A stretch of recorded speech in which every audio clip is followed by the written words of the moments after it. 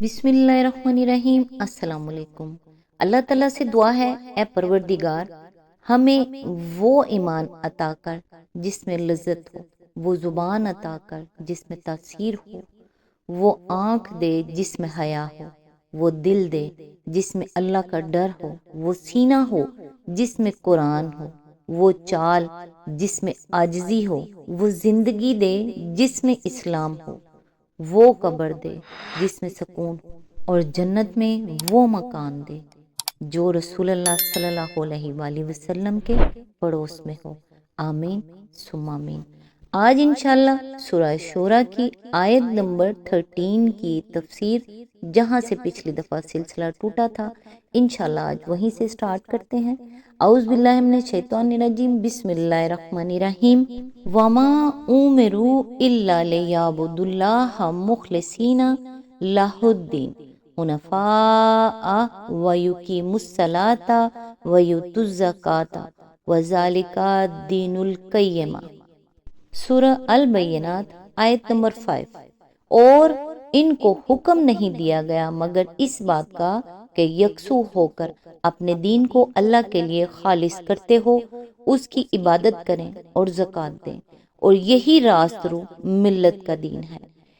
اس سے معلوم ہوا کہ نماز اور زکوٰۃ اس دین میں شامل ہیں، حالانکہ ان دونوں کے احکام مختلف شریعتوں میں مختلف رہے ہیں۔ کوئی شخص بھی یہ نہیں کہہ سکتا کہ تمام پچھلی شریعتوں میں نماز کی یہی شکل و حیت، یہی اس کے اجزاء، یہی اس کی رکعتیں، یہی اس کا قبلہ، یہی اس کے اوقات اور یہی اس کے دوسرے احکام رہے ہیں۔ اس طرح زکوٰۃ کے متعلق بھی کوئی یہ دعویٰ نہیں کر سکتا کہ تمام شریعتوں میں یہی اس کا نصاب، یہی اس کی شرعیں اور یہی اس کی تحصیل اور تقسیم کے احکام رہے ہیں، لیکن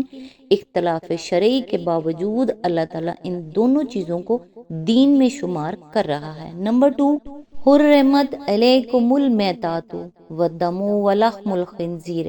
وما اہل لغیر اللہ بہ والمنخنقات والموقوذات والمتردیات والناطحات وما اکل السبوع الا ما ذکیات وما ذبح علی النصب وان تستقسموا بالازلام ذالکم فسق اليوم یئس الذین کفروا من دینکم فلا تخشوہم واخشون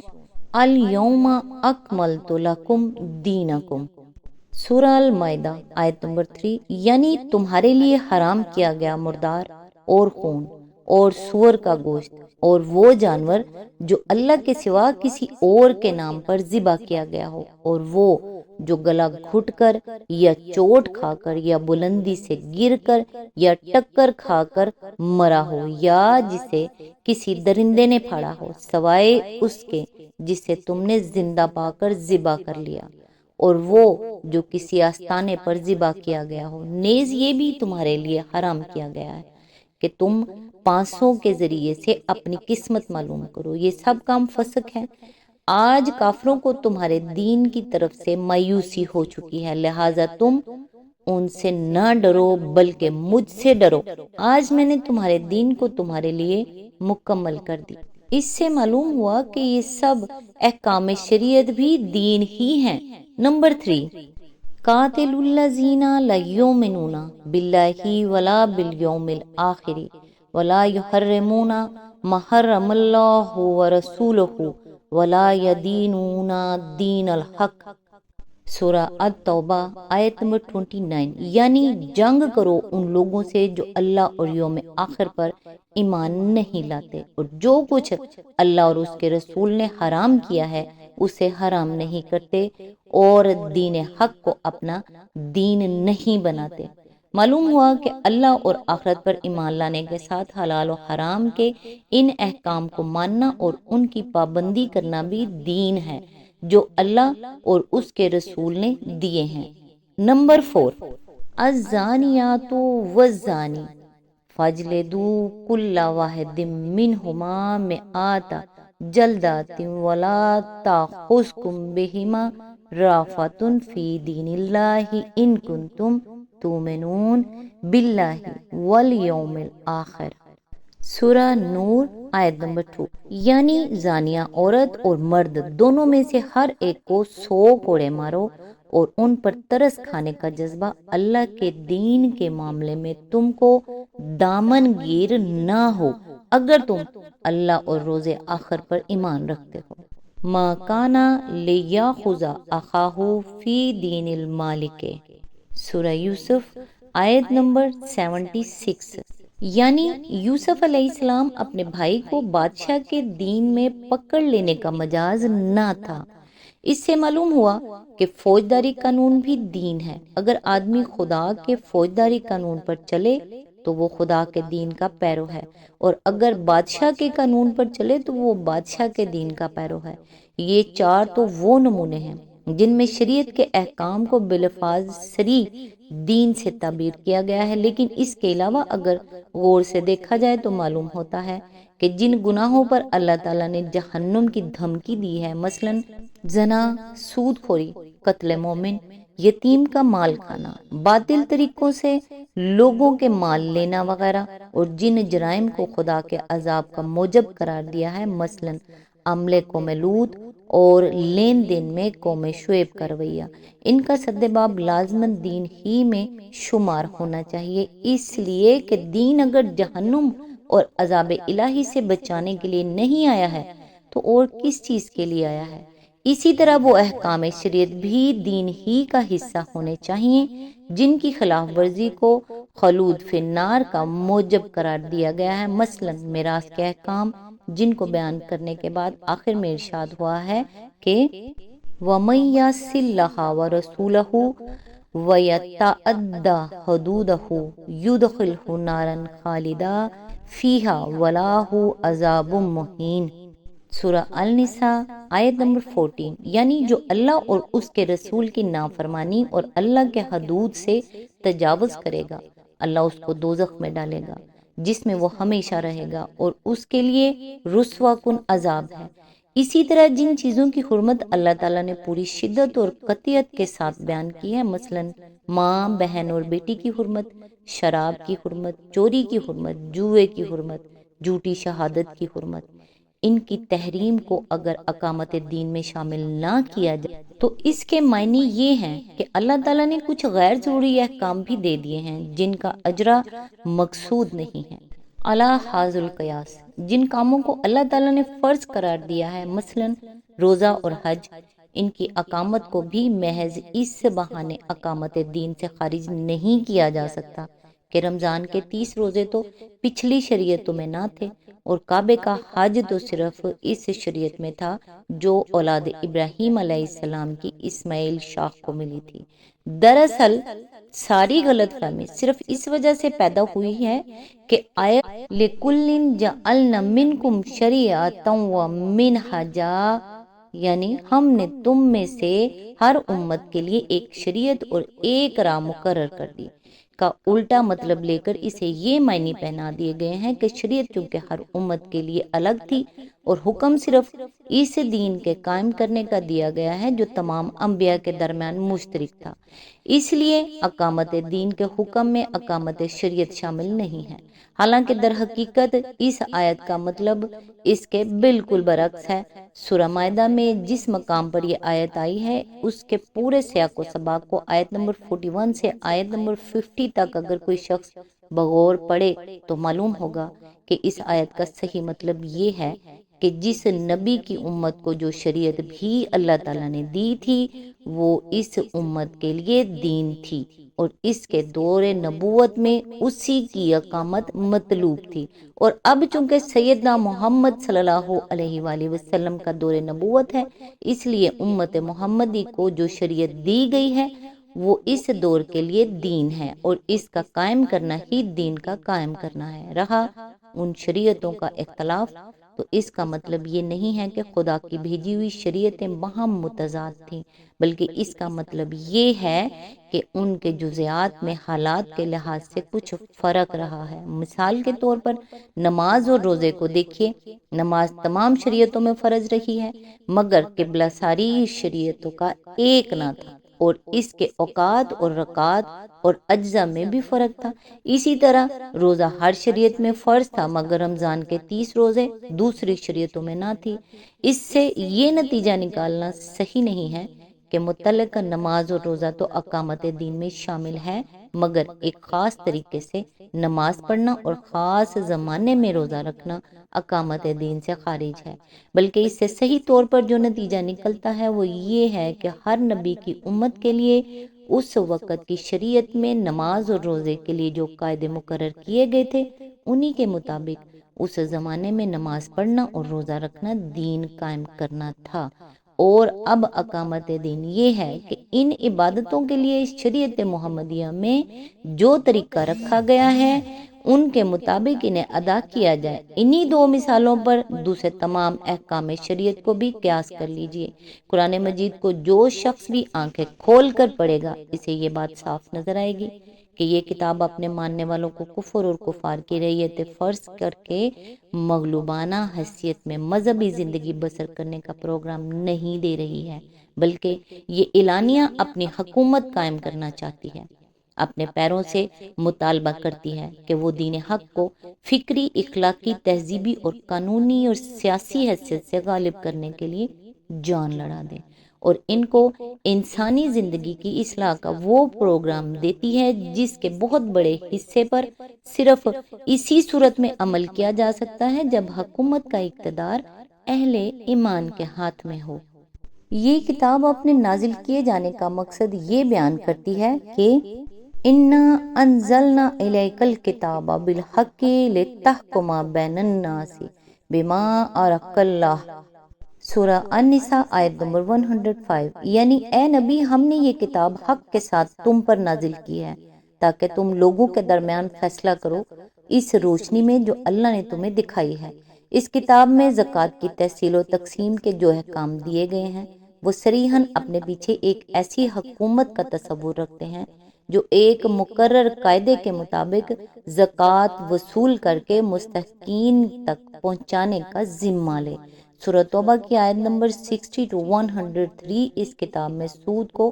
بند کرنے کا جو حکم دیا گیا ہے اور سود خوری جاری رکھنے والوں کے خلاف جو اعلان جنگ کیا گیا ہے، سورہ بقرہ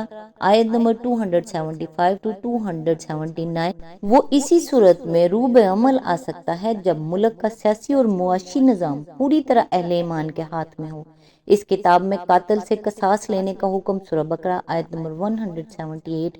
چوری پر ہاتھ کاٹنے کا حکم، المائدہ آیت نمبر 38، زنا اور قذف پر حد جاری کرنے کا حکم، النور آیت نمبر 2 to 4۔ اس مفروضے پر نہیں دیا گیا ہے کہ ان احکام کے ماننے والے لوگوں کو کفار کی پولیس اور عدالتوں کے ماتحت رہنا ہوگا۔ اس کتاب میں کفار سے قتال کا حکم، سورہ البقرہ آیت نمبر 190، 216، یہ سمجھتے ہوئے نہیں دیا گیا ہے کہ اس دین کے پیرو کفر کی حکومت میں فوج بھرتی کر کے اس حکم کی تعمیل کریں گے۔ اس کتاب میں اہل کتاب سے جزیہ لینے کا حکم، سورہ توبہ آیت نمبر 29، اس مفروضے پر نہیں دیا گیا ہے کہ مسلمان کافروں کی رعایا ہوتے ہوئے ان سے جزیہ وصول کریں گے اور ان کی حفاظت کا ذمہ لیں گے۔ اور یہ معاملہ صرف مدنی صورتوں ہی تک محدود نہیں ہے، مکی صورتوں میں بھی دیدہ بینا کو اعلانیہ یہ نظر آ سکتا ہے کہ ابتدا ہی سے جو نقشہ پیش نظر تھا وہ دین کے غلبہ و اقتدار کا تھا، نہ کہ کفر کی حکومت کے تحت دین اور اہل دین کے ذمے بن کر رہنے کا۔ مثال کے طور پر ملاحظہ ہو تفہیم القرآن جلد 2 بنی اسرائیل حواشی نمبر 89 to 99، 101، جلد 3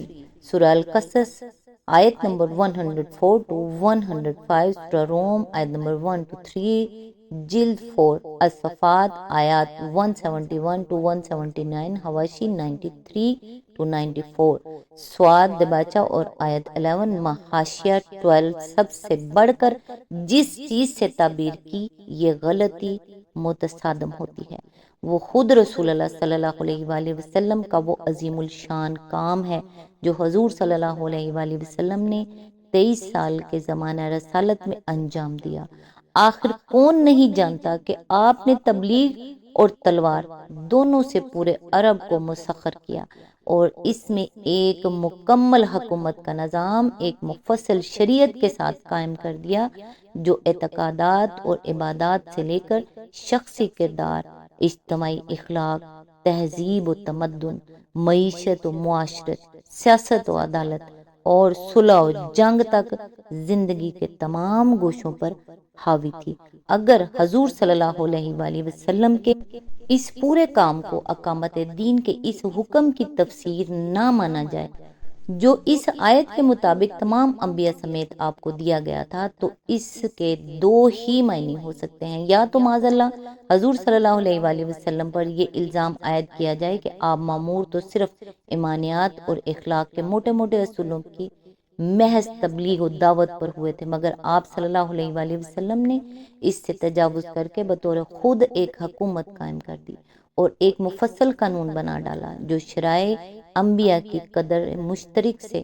مختلف بھی تھا اور زائد بھی۔ یا پھر اللہ تعالیٰ پر یہ الزام رکھا جائے کہ وہ سورہ شورى میں مذکورہ بالا اعلان کر چکنے کے بعد خود اپنی بات سے منحرف ہو گیا اور اس نے اپنے آخری نبی سے نہ صرف وہ کام لیا جو اس صورت کی اعلان کردہ اقامت دین سے بہت کچھ زائد اور مختلف تھا، بلکہ اس کام کی تکمیل پر اپنے پہلے اعلان کے خلاف یہ دوسرا اعلان بھی کر دیا کہ الیوم اکملت لکم دینکم، یعنی آج میں نے تمہارے لیے تمہارا دین مکمل کر دیا۔ معاذ اللہ من ذالک، ان دو صورتوں کے سوا اگر کوئی تیسری صورت ایسی نکلتی ہو جس سے اقامت دین کی یہ تعبیر بھی قائم رہے اور اللہ یا اس کے رسول پر کوئی الزام بھی عائد نہ ہوتا ہو تو ہم ضرور اسے معلوم کرنا چاہیں گے۔ اقامت دین کا حکم دینے کے بعد آخری بات جو اللہ تعالیٰ نے اس آیت میں ارشاد فرمائی ہے وہ یہ ہے کہ لا تتفرقوا فی، یعنی دین میں تفرقہ نہ برپا کرو یا اس کے اندر متفرق نہ ہو جاؤ۔ دین میں تفرقہ سے مراد یہ ہے کہ آدمی دین کے اندر اپنی طرف سے کوئی نرالی بات ایسی نکالے جس کی کوئی معقول گنجائش اس میں نہ ہو اور اصرار کرے کہ اس کی نکالی ہوئی بات کے ماننے ہی پر کفر و ایمان کا مدار ہے، پھر جو ماننے والے ہوں انہیں لے کر نہ ماننے والوں سے جدا ہو جائے۔ یہ نرالی بات کئی طرح کی ہو سکتی ہے، وہ یہ بھی ہو سکتی ہے کہ دین میں جو چیز نہ تھی وہ اس میں لا کر شامل کر دی جائے، یہ بھی ہو سکتی ہے کہ دین میں جو بات شامل تھی اسے نکال باہر کیا جائے، یہ بھی ہو سکتی ہے کہ دین کی نصوص میں تحریف کی حد تک پہنچی ہوئی تعویلات کر کے نرالے عقائد اور انوکھے اعمال ایجاد کیے جائیں، اور یہ بھی ہو سکتی ہے کہ دین کی باتوں میں رد و بدل کر کے اس کا خلیہ بگاڑا جائے۔ مثلا جو چیز اہم تھی اسے غیر اہم بنا دیا جائے اور جو چیز حد سے حد مباح کے درجے میں تھی اسے فرض و واجب بلکہ اس سے بھی بڑھا کر اسلام کا رکن بنا ڈالا جائے۔ اسی طرح کی حرکتوں سے انبیاء کی امتوں میں پہلے تفرقہ برپا ہوا، پھر رفتہ رفتہ ان فرقوں کے مذاہب بالکل الگ مستقل ادیان بن گئے جن کے ماننے والوں میں اب یہ تصور تک باقی نہیں رہا ہے کہ کبھی ان سب کی اصل ایک تھی۔ اس تفرقے کا اس جائز اور معقول اختلاف رائے سے کوئی تعلق نہیں ہے جو دین کے احکام کو سمجھنے اور نصوص پر غور کر کے ان سے مسائل مستبد کرنے میں فطری طور پر اہل علم کے درمیان واقع ہوتا ہے، اور جس کے لیے کتاب اللہ کے الفاظ میں لغت اور محاورے اور قواعد زبان کے لحاظ سے گنجائش ہوتی ہے۔ اس موضوع پر مزید تفصیل بحث کے لیے ملاحظہ و تفہیم القرآن جلد اول سورہ بقرہ حاشیہ نمبر 220، آل عمران حواشی نمبر 12 18، النساء، المائدہ، الانعام جلد 2، النحل جلد سوم، الانبیاء سورہ حج، سورہ المومنون، سورہ القصص، سورہ روم۔ یہاں پھر وہی بات دہرائی گئی ہے جو اس سے پہلے آیت نمبر 8 اور 9 میں ارشاد ہو چکی ہے اور جس کی تشریح ہم 11 میں کر چکے ہیں۔ اس جگہ یہ بات ارشاد فرمانے کا مدعا یہ ہے کہ تم ان لوگوں کے سامنے دین کی صاف شرح پیش کر رہے ہو اور یہ نادان اس نعمت کی قدر کرنے کے بجائے الٹے اس پر بگڑ رہے ہیں، مگر انہی کے درمیان انہی کی قوم میں وہ لوگ موجود ہیں جو اللہ کی طرف رجوع کر رہے ہیں اور اللہ بھی انہیں کھینچ کھینچ کر اپنی طرف لا رہا ہے۔ اب یہ اپنی اپنی قسمت ہے کہ کوئی اس نعمت کو پائے اور کوئی اس پر خار کھائے، مگر اللہ کی بانٹ اندھی بانٹ نہیں ہے۔ وہ اسی کو اپنی طرف کھینچتا ہے جو اس کی طرف بڑھے۔ دور بھاگنے والوں کے پیچھے دوڑنا اللہ کا کام نہیں ہے۔ آج تک کے لیے بس اتنا ہی، نیکسٹ انشاءاللہ آیت نمبر 14 سے سٹارٹ کریں گے۔ تب تک کے لیے دعاؤں میں یاد رکھیے گا۔ اللہ حافظ۔